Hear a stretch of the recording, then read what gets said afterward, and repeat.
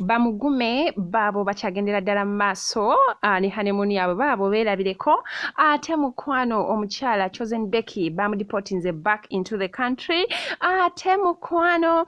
ate ye omukyala gracekhan avuddeyo nabeera nga ate atubuulira amazima kuki taata w'omwana w'olubuto we yaani oba aliridda wa mukwano gano gonna togasubwa wano ku Juliana Ronald so mukwano nkwaniriza webaleko gyonna gy'otuusako ate engalo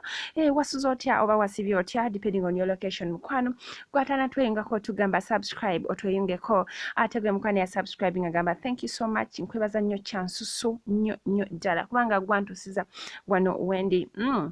ate mukwano subscribinga mukwano beera nga ohitinga that notification osobola okubeera nga ate olaba videos so mukwano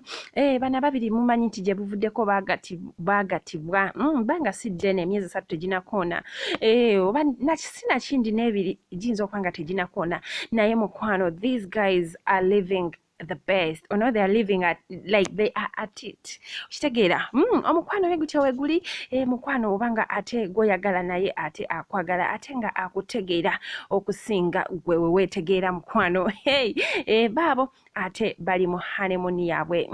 tubagaza ffe birungi byerere katusuubire nti ne honeymoon egenda kuvaayo nezzadde anti bagamba nti mwekali ne tetumanyi bo bennyini tebana bekwera nga ate bakitukakasa naye mukwano tubagaza birungi byerere ate omukwano ate ye omukyala chozen becky nabeta actually video wano a few days ago nembagamba nti chozen becky is flying to South Africa ndoza ayinayo ka show naye mukwano gye byatuuse mukwano yagenza okutuuka South Africa ate story nekyuka kubanga yagendera ku visa ate we yatuuse eri ate yabadde ayina ekivulu ate kyagenda okubeera nga ate ayimbako ne bamugamba nti mukwano oli ku visa wano olina okuteeka oba ogenda kukuba ekivulu wano oteeka okubeera ne working permit mukwano batyo nabeera nga ate ne bamudeportinga back into the country abamu gye bavudde ne bagamba nti mukwano chozen becky si yoli owedda gwe mwali mumanyi omwana ow'empisa chozen becky yakyuka naye mukwano kyonna kyekiri people change ekyo tulina okukikiza so omukwano bwetyo embeera bwe yagenze maaso okubeera nga ate mukazi wattu musajjukako bwetyo teyagenze maaso okubeera nga ate ekintu kyenga yabadde wekiri siwekito wekyatuukiridde naye katukusabire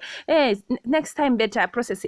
obeere nga oconfirming okozesa the best method or process kugenda ate okubeera nga ate okuba kyolina okubeera nga ate okuba okitegeera mukwano so ffe tukugamba nti togwamu maanyi yes togwamu maanyi something may fail today but tomorrow it may go through okitegeera mukwano so byebyo ebiva oluyi olwa chozen ate nga nkujeyo mukwano ewa chozen becky nkuletedde mwana mwala gracekhan diva mukwano gyevuddeko bamukolera ka baby shower mikwano gye n'abantu abamwagala mukwano gye yavudde nabeera nga ate atubuulira ku bya taata w'olubuto n'atugamba nti bambi bamikwano wabanga ofunye olubuto lwo okitegeera olina akola ki nayegaana omwana bwegenda mu maaso obeere ng'okuza ate olubuto kitegeeza ki nti taata w'olubuto mukwano yalwegaana naye ffe katukusabire osumuluke bulungi ate n'omwana wo akuleetera ebirungi byerere tofaayo omwana ajja kukula lwaki nedda mukwano genda mu maaso obeere ng'osubscribinga hit the notification bell musube bulungi mweraba